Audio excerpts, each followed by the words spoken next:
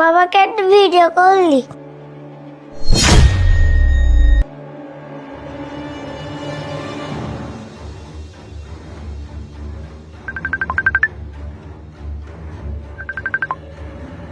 Hello বাবা।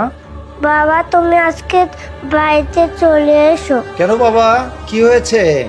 আমার তো আজকে প্রচুর কাজ আছে বাবা, আমি তো আসতে পারবো না। কেন?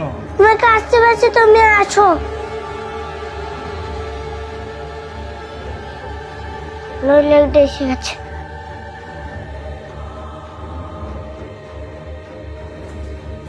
আরে বেবি, আরে বেবি, তুমি চলে আসছো। আমার না চোখটা লেগে গেছিল, তাই বুঝতে পারিনি কখন আসছো। এই তো এখনই আসছি, সমস্যা নেই, আমি চলে আসছি। এখন আর তোমার কোনো চিন্তা নেই। আজকে বাড়িটা পুরোই ফাঁকা আছে না? হ্যাঁ রে, হ্যাঁ, খালি ওই যে বাচ্চাটা আছে, তাছাড়া আমার হাজব্যান্ড ব্যস্তই আছে, বুঝতে পারছো? আর বেবি সবসময় কিন্তু তো যাই বলবো না, ঠিক আছে? আজকে কিন্তু সময় দিতে হবে, না হলে কিন্তু আমি আর তোমার সাথে কথাই বলবো না। আচ্ছা ঠিক আছে, তাহলে চলো যাই আমরা। চলো। হুম, বুঝতে পারছি। ঠিক আছে, আমি আসছি।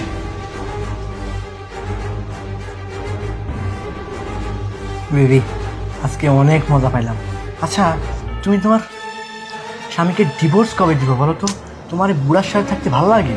আরে আমি আমার স্বামীকে ডিভোর্স দেব, কিন্তু তার একটা সময়ের দরকার।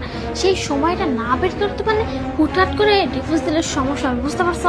আর তাছাড়া আমি তো তোমাকে বলছি বেবি, আমাকে কিছুদিন সময় দাও। আর তুমি কি বললা, বুড়োটার সাথে আমার থাকতে ভালো লাগে কি না, এই কথা তুমি আমাকে জিজ্ঞেস করতেছো? এই বুড়োর যা কিছু আছে সব কিছু হাতিয়ে নিতে হবে, তারপরে বুড়োটাকে লক্ষ্যে মেরে ডিভোর্স দিতে আরে হবে। হে বাবা, এই কারণেই তোকে ডিভোর্স দিচ্ছি না। আগে ওর সাথে মিল দেবো, ওর সয় সম্পত্তি নিজে নেওয়া লিখে নিব, তারপর হঠাৎ করে একদিন বাড়ি থেকে বের করে দিই, বুঝতে পারছো? তুমি কোনো চিন্তা করো না। আরে এখন আবার কে আসছে? আচ্ছা তুমি এখানে বসা, আমি দেখে আসতেছি।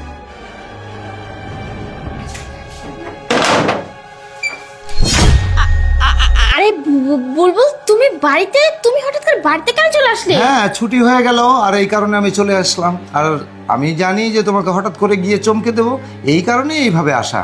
তো কি ব্যাপার, তুমি এখানেই আমাকে দাঁড়িয়ে দাঁড়িয়ে কথা শুনবে না নাকি না, ভেতরে নিবে? না, ভিতরে যাবে, কিন্তু ফোন দিয়ে আসলে ভালো হতো, সেটাই বলতেছি। হ্যাঁ, ওই মুহূর্তে আমি ফোন কিভাবে দেবো? আমি তো বললামই যে আমি তোমাকে সারপ্রাইজ দেবো, এই কারণে আমি তোমাকে বলিনি। আচ্ছা ঠিক আছে, যাও। চলো। আরে মনে হচ্ছে ওর স্বামী অফিস থেকে চলে আসছে। এখন কি হবে? যদি একবার ধরা পড়ে যায় না, আমার জীবনটা তেজপাত হয়ে যাবে। একটা বিবাহিত